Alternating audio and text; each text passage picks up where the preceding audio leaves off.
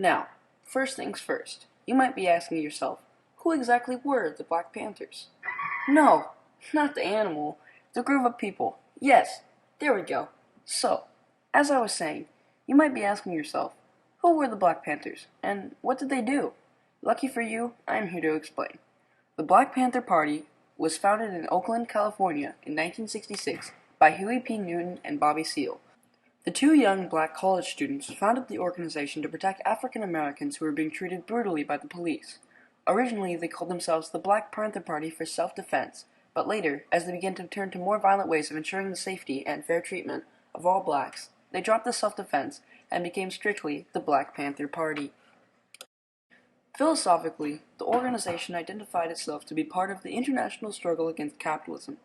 Capitalism is a system of government where wealth is mostly privately controlled. The USA is a capitalist country. The Panthers connected their own struggle with the struggle of unfortunate people of many other races and sought partnerships with organizations both black and non-black. But because of this, many of the other black organizations like the Nation of Islam began to dislike them because they believed blacks should stay separate from all other races. In spite of this, the Black Panther Party still made strong ties with organizations such as the Peace and Freedom Party, the Red Guard, and communist leaders in Algeria, China, Cuba, and Vietnam.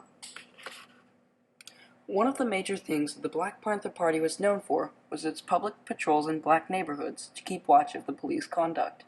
They would dress in military-style clothing, black berets, black leather jackets, dark sunglasses, and openly displayed firearms. Soon they began to grow exponentially and were considered a threat to civil peace. Eventually, the threat was addressed with a bill that prohibited possessing a loaded gun in public areas. The Black Panthers did not take to this kindly. They protested by storming into the California State Capitol building carrying loaded weapons. Images of Black Panther Party members at the Capitol building were broadcast all over the world. When the Black Panther organization was founded, it was founded by only two people, but in its early stages, the Black Panther Party was controlled by 6 members: Elbert, Big Man Howard, Huey P. Newton, Defense Minister, Sherman Fort, Bobby Seale, Chairman, Reggie Fort, and Little Bobby Hutton, Treasurer. These original 6 lifted the organization from a small group to a national spectacle. In October of 1967, one of the founders, Huey Newton, was arrested for shooting and killing an Oakland cop. As the party spread further into the political spectrum, they pushed the Free Huey movement. In the beginning of 1968, as the party gained momentum, the FBI began funding a covert operation called COINTELPRO, for Counterintelligence Program, to break up the unity between revolutionary organizations like the Panthers and those who followed the Panthers' example to address the national threat the organizations were becoming. The FBI proceeded to turn separate organizations against one another in order to severely weaken them. They also began a program of surgical assassinations, killing leading members of the party who they know cannot be otherwise subverted. Following these mass killings would be a series of arrests, followed by a program of psychological warfare designed to split the party both politically and morally through the use of espionage, provocateurs, and chemical warfare. A monumental event in Panther's history was after a 90-minute gun battle with Oakland police, an unarmed Bobby Hutton is shot 10 times dead, after his house was set ablaze and he was forced to run out into the fire of bullets. No officer was charged for his murder. This happened only 2 days after Martin Luther King Jr. was assassinated. At the time of his assassination, King had begun to rethink his own principles of nonviolence and had begun to build ties with radical unions. The Panthers handled Hutton's death better than expected and began improving the community in a number of ways.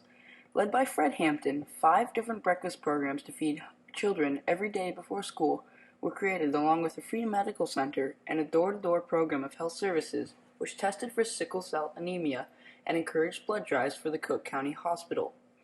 The Panthers also began to reach out to members of local gangs in order to help them get away from crime and into the fight against racial equality.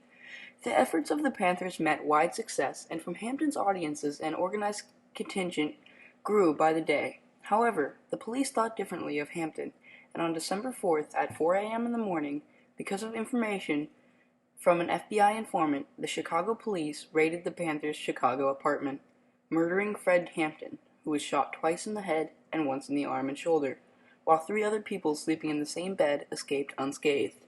Mark Clark, who was asleep in the living room chair, was also killed while asleep. Hampton's wife, who was 8 months pregnant, was also shot but recovered. According to the findings of a federal grand jury, 90 bullets were fired in the apartment. 1 bullet came from a Panther, Mark, who slept with a shotgun at his side. Because of this, all of the surviving Panther members present that night were arrested for attempted murder of the police and aggravated assault. Not one Chicago police officer was held accountable for their actions. The Black Panther Party organization did many things to call attention to the unfair treatment of blacks across the country, and violence was no exclusion. However, the difference they made was extraordinary, and they began to pave the road towards a new America where every man is treated equally.